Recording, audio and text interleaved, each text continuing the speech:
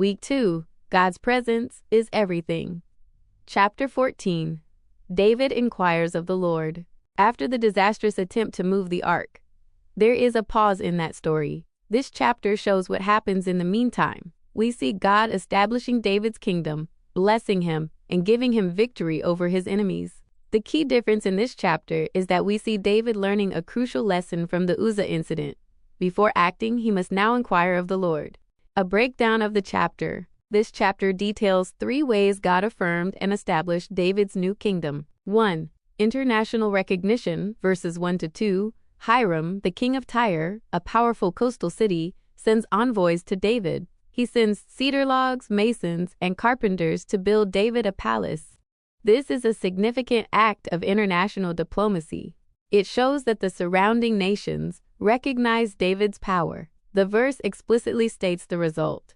And David perceived that the Lord had confirmed him king over Israel, for his kingdom was lifted up on high because of his people Israel. David knew this success was from God, for the benefit of the people. 2. A growing family, verses 3-7. The text notes that David took more wives in Jerusalem and had more sons and daughters. In that culture, a large family was a clear sign of God's blessing and favor. 3. Victory over the Philistines, verses 8-17. This is the main event of the chapter. The Philistines, hearing that David is now king over all Israel, come up to attack him. The narrative details 2 separate battles. First battle, version 8-12. The Philistines raid a nearby valley. Before responding, David inquired of God, saying, "Shall I go up against the Philistines? And wilt thou deliver them into mine hand?" God gives him a clear yes. David attacks and soundly defeats them. He names the place Baal Perazim, meaning the Lord of breaking through, because he says, "God hath broken in upon mine enemies by mine hand, like the breaking forth of waters." Second battle, version 13-17. The Philistines regroup and attack again. Once more, David inquired again of God. This time, God gives him a different, more strategic instruction.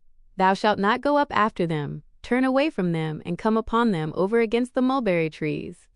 God tells him to wait for a sign, the sound of marching in the treetops, and then attack. David obeys the specific instructions perfectly and wins an even greater victory. Connecting to our theme, God's presence is everything. This chapter shows David putting the lesson of chapter 13 into practice. He desired God's presence, but after seeing the consequences of acting presumptuously, he now understands the importance of seeking God's specific will. He learned that God's presence requires consultation.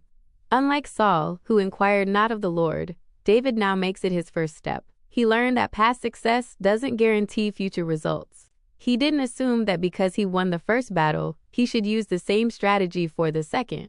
He inquired again, showing his complete dependence on God's guidance for each new challenge. Because David learned to honor God's presence through inquiry and obedience, God established his kingdom, gave him victory, and his fame went out into all lands. Reflection questions for your group. 1. David perceived that his success was from the Lord. How can we maintain an attitude of humility, recognizing that our successes are gifts from God? 2. In the second battle, God gave David a very specific and unusual strategy.